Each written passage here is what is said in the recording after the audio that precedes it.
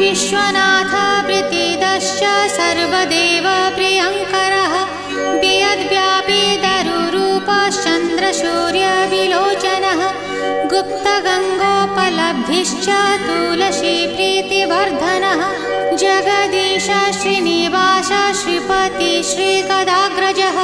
सरस्वती मूलाधार शिवश्च श्रीदयानिधिः प्रजापतिर्भृगुपतिर्भार्गवो नीलसुन्दरः